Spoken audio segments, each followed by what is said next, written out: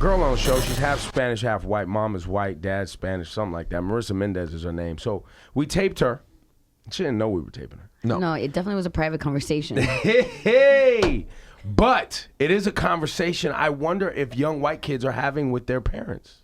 You mean young white kids whose parents are more conservative slash Unaware, racist? just say unaware of white supremacy in America. Yes. That's what because I don't believe that all people are intentionally racist. I do believe that they're ignorant. Because they're ignorant to how our country operates, and they're ignorant to white supremacy being institutionalized in the country, and how it affects their behavior and their perception of some of the current events. But anyway, we taped her so we can hear this conversation firsthand.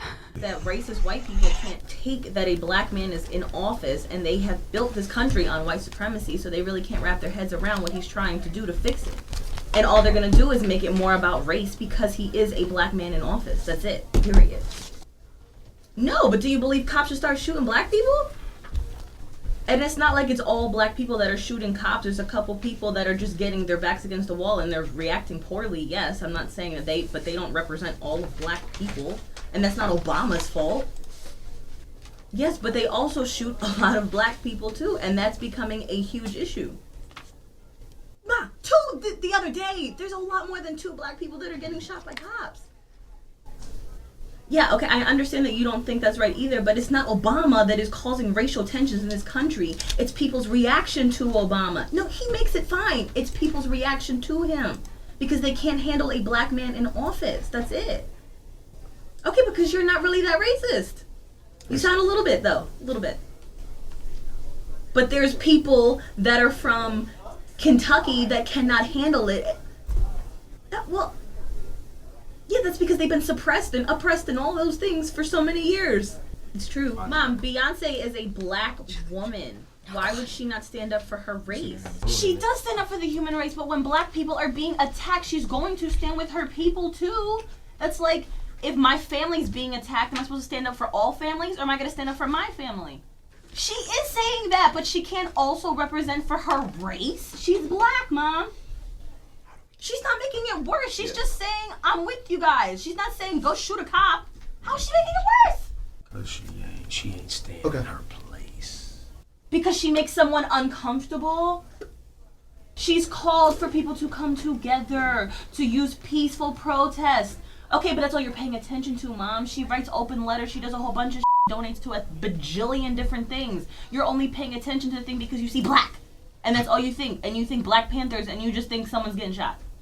But it's because that's all you know. That doesn't mean she's doing wrong. That's all you're hip to. That doesn't mean she's making it worse. That means white people maybe should be more educated and not keep being so scared of when black people do something to come together. They're not saying black people against the world. They're just saying it's we need to come together so that we can all be together, because if you guys are against us and we're not with each other, then who's... Oh, I didn't say I'm black. What? I'm saying we isn't her. Beyonce saying we. Got some black in you, though. A very real conversation that I think more families will be having here in the years to come. I think that was Ebro's proudest moment of Marisa Mendez. No. You weren't surprised by it? I wasn't surprised by the concept that we live in a country where there's a group of people that are uncomfortable with another group trying to uplift themselves. And I'm not surprised that the dominant group, white people, see it as offensive that black people want to uplift themselves and come together, because that is something we were conditioned in this country to not be okay with. Even black people ain't okay with it sometimes. It's true. And that's what white supremacy is, not necessarily like KKK and I hate black people. It is the idea that when another group tries to come together, I'm offended. Yeah, I think white supremacy, the words shock people and they picture the KKK, and that's not what it's really about. Yeah, that's what they automatically think. It's the same way people, when you hear I'm pro-black or Black Lives Matter, you think automatically that is anti-white. That is what white supremacy built into the fabric of who we are. Is that when a group goes, no, we need help. Well, what about everyone else? No, it's not about everyone else right now. We need help. We need help. So I do think it's important, though, to hear the conversation that Mendez has with had with her mom, because I've been trying to think of what are the things white people can do right now, right? And I think one of those things really is stepping up and having conversations with your family members when they say things that are uncomfortable. Because right now, I'm going to talk to the white people listening right now, of which we have a lot. A lot of y'all, we listen to hip-hop music, and we are a big part. We love black culture. Sidebar, just received a tweet, not to mess you up, and this is a perfect example. All right. Somebody just tweeted, Marisa Mendez's mom is going to be upset when she brings a black boyfriend home.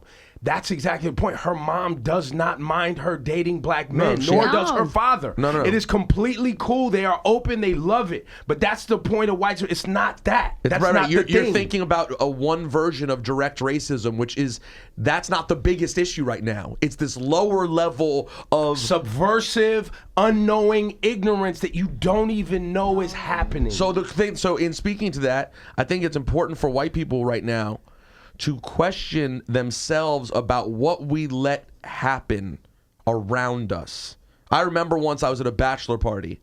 So it was a bunch of guys, a guy who I'm friends with had a bunch of his friends from home in like rural Pennsylvania.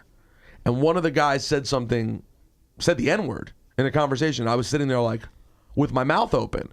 And I remember I was dating a black girl at the time. And I'm sitting there like, offended and upset, and then also feel doubly bad because I'm like, well, in addition to how I normally feel, I feel like I got to do even more because this woman that I love is like this. I just feel, and what I do, nothing. I just kind of sat there like, whoa, and was just overwhelmed by the moment. Now, granted, that's a glaring example. More likely, it's like you're at dinner and your family just says something that's just a little bit weird, and something like, you have to I don't point know out and what's let them wrong know. with these black people. Yeah. This Black Lives Matter, maybe if they stopped, being and just saying things that you're like, no, that's not right. I challenge us as the younger generation of progressive white people to say something. And let me be the first one to say it's not easy. And I think our black brothers and sisters can relate to it not being easy, because let's be real, y'all are in family situations where people say stuff too all the that time. you're like, about white people or Jews or whoever the group is, and you sit there and you're like, or gay people, and you're like, I don't know if I feel that way. It's hard to do it. I'm not trying to tell white people it's not hard to, but we have to. If we want to start pushing back and actually making progress, this is the time. After the Obama administration, this whole thing is exploding. This is the time for us to do something.